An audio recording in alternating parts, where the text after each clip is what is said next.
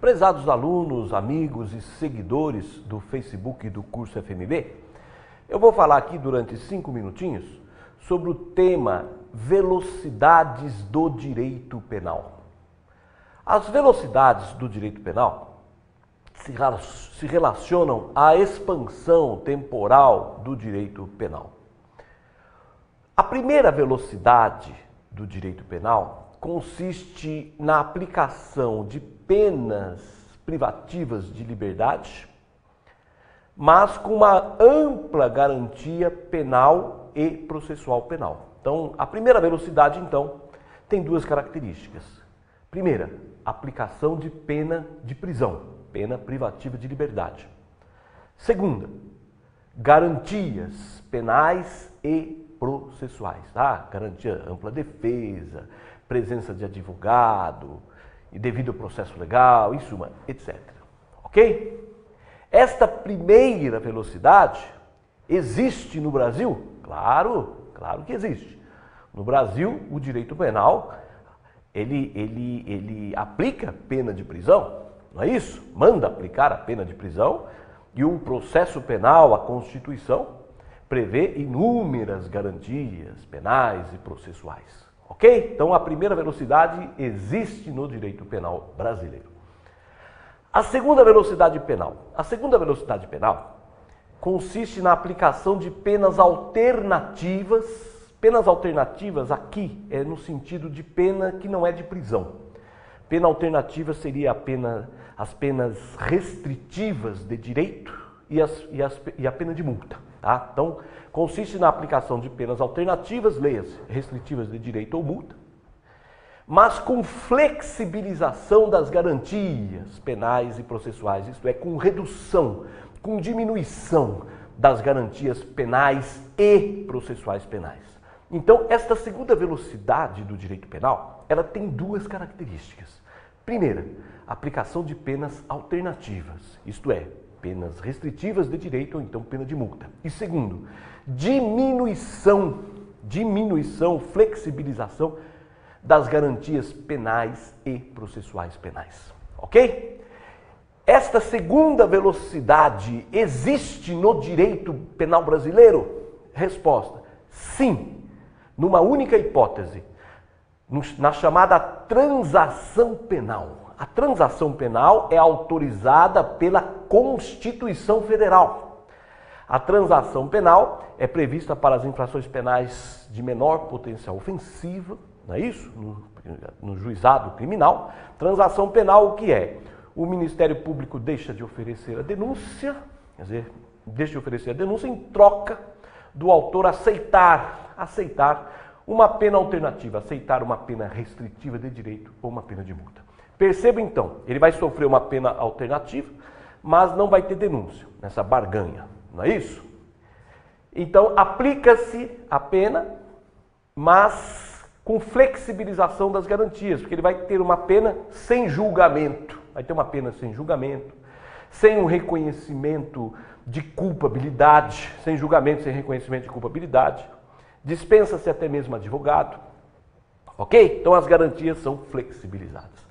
Agora, somente na transação penal é que vigora o instituto, é que vigora essa segunda velocidade do direito penal.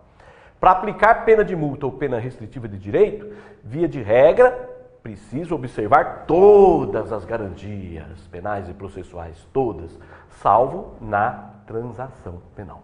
Ok?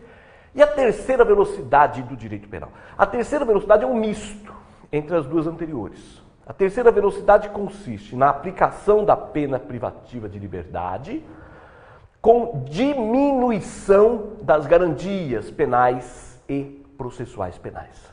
Ok? Então, a terceira velocidade tem 2 características também. Primeiro, aplicação de pena de prisão, pena privativa de liberdade. E segunda característica, diminuição, redução das garantias penais e processuais penais. Esta terceira velocidade existe no direito penal? A meu ver, não. A meu ver, não existe e não pode existir, porque a Constituição não abre mão das garantias penais e processuais. A Constituição não abre mão dessas garantias. Então, qualquer lei que viole essas garantias seria uma lei inconstitucional. Então, esta terceira velocidade, ela não vigora no direito penal.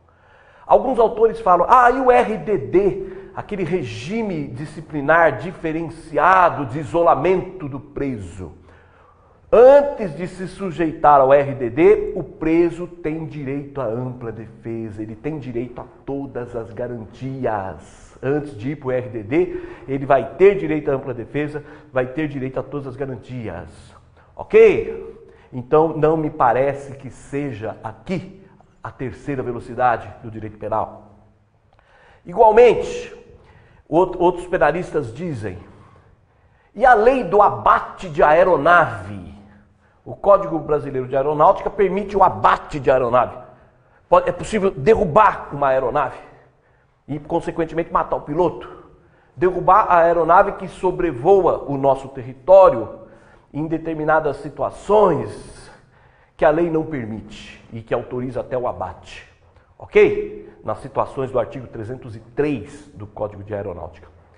E a lei do abate não seria esse direito penal de terceira velocidade? Também não. Porque abater a aeronave não é pena. Isso não é pena. A terceira velocidade seria aplicar uma pena. Aplicar uma pena de prisão, com diminuição das garantias. O abate à aeronave não é pena. Isso aí é uma atitude de defesa, de Estado, de defesa da soberania nacional. Ok? E, finalmente, lembrando que esse direito penal de terceira velocidade, ele vigora em alguns países, né, que aceitam o chamado direito penal do inimigo. Países que aceitam o direito penal do inimigo, aplica-se a pena de prisão lá sem as garantias penais e processuais. Mas aqui no Brasil, não. E por fim, modernamente, tem também se falado na quarta velocidade do direito penal. A quarta velocidade do direito penal, ela seria o julgamento de chefes de Estado pelo direito penal, pelo Tribunal Penal Internacional, ok? Com diminuição das garantias penais e processuais. Então tem duas características, julgamento de chefes de Estado e pelo Tribunal Penal Internacional, julgamento de chefe de Estado pelo Tribunal Penal Internacional, e segundo, seria diminuição das garantias penais e processuais.